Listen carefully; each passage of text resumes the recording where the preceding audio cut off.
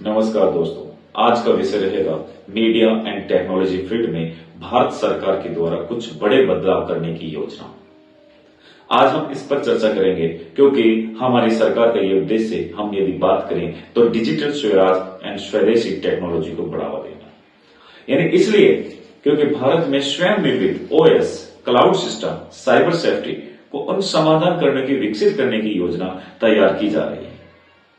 क्योंकि एक बहुत बड़ा परिवर्तन करने का एक भारत सरकार के द्वारा आईटी सेक्टर के अंदर जो विशेष परिवर्तन चल रहा है। आज जैसे कि हम बात करें तो अमेरिका और भारत में डिजिटल को लेकर बहुत बड़ा विवाद बढ़ता ही जा रहा है, क्योंकि वो चाहता है कि डिजिटल की दुनिया में हमारे पूरे के पूरे वर्ल्ड पर हमारा राज रहे।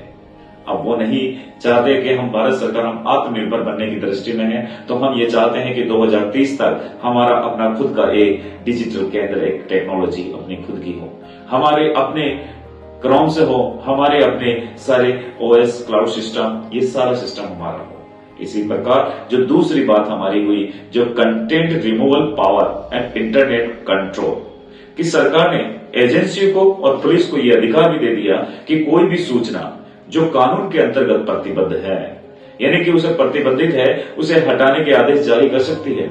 ऐसा नहीं है, लेकिन ये अमेरिका के लिए एक सीधे तौर पर एक संवैधानिक चुनौती है। और इस प्रकार तीसरी जो न्यू डिजिटल एंड टेक्नोलॉजी जो कानूनों की तैयारी चल रही है, एक डिजिटल इंडिया एक्ट तैयार किया जा रहा है, जिसमें हमारी सोशल मीडिया, ओटीटी, मेटावर्स आदि इन पर सब पर कंट्रोल संबंधी प्रावधान तैयार किए जा रहे हैं। जो ये कानून के अंदर जो फेक न्यूज, ऑनलाइन जो वायलेंस फैलाते हैं, इंफॉर्मेशन का जो मिसयूज करते हैं और डाटा कंट्रोल के मुद्दों का जो निशाना उन्होंने बनाने का एक प्लान तैयार कर लिया गया है। डिजिटल स्वराज मिशन जैसे विचार सामने आए हैं, जिसमें 2030 तक भारत को स्वशासित डिजिटल बुनियादी ढांचे पर आत्मनिर्भर बनाने की पूरी तरीके से योजना है, जो कि आज ये सुविधा दे दी गई कि जो एक भारत सरकार के द्वारा सहयोग पोर्टल के जरिए इंटरनेट कनेक्ट जो कंटेंट है उनको हटाने का सीधा जो आदेश दिया वो संभव कर लिया गया है। जो एक हमारे लिए एक संवैधानिक चुनौती बना हुआ था, क्योंकि जो कंटेंट हम इस भारत के व्यक्तियों तक हम ना पहुंचाए, तो उनको हटाने का, उनको रिमूव करने का जो आदेश है उसको संभव कर लिया। जो आज आईटी सेक्टर के अंदर जो हर टाइम किसी भी सोशल मीडिया पर विश्वास नहीं किया जा सकता, अब तो ये भी होने लगा कि आप देखते हैं एआई के माध्यम से, जो हमारी यदि कहें आर्टिफिशियल इंटेलिजेंस के माध्यम से किसी भी फोटो को किसी को भी भ्रम में डाल देना, किसी के साथ में लिप्त पा लेना, लेकिन उसकी फॉरेंसिक जांच करने के लिए आम आदमी नहीं जाएगा। उसकी जांच के लिए हम ये लेबोरेटरी में नहीं जा पाएगा, उसे जाने के लिए रास्ते नहीं है। यदि रास्ते भी बनाने का प्रयास करता है तो उसे रोक दिया जाता है कि आखिर क्यों, जाइए आप चार समाज में बैठकर आदमियों के साथ में बैठकर फैसला कर लीजिएगा। नहीं, ये संभव नहीं हो सकता। एक पिता की यह जिम्मेदारी बन जाती है, जब हमारी बेटी के साथ यदि ये काम होने के लिए यदि गलत रास्ते अपना ले जाते हैं, उनके साथ हरकत हो जाती है, तो वहां समझौता नहीं, वहां अधिकार होता है। एक पिता का अधिकार है कि उस लड़के, उस परिवार को वो सबक सिखाए, ताकि आने वाली पीढ़ी के लिए वो सबक बने, कि उसे ये पता लगे कि आखिर वो उसकी बेटी के साथ कर रहा है, कल किसी और के साथ करेगा। वो बेटी भी हमारे भारत की, हिंदुस्तान की वो बहन बेटी हमारी बहन ही है। हम इसको कभी बर्दाश्त नहीं करेंगे। कोई समझौता नहीं किया जाएगा। किस बात का समझौता? यदि कोई आदमी आम जनता के अंदर ये अधिकार की हम बात करें, तो ऐसे हमारे परिवार में यदि ऐसा होता है, तो मैं एक ही बात का जानता हूं, उस वक्त कोई नहीं होता। उस वक्त अपने समाज के अंदर अपने कलंकित परिवार को बचाने के लिए हमें उसको मारना पड़े तो मार दीजिएगा। मैं इतना ही जानता हूं। यही हमारे हिंदुस्तान की संस्कृति की पहचान है।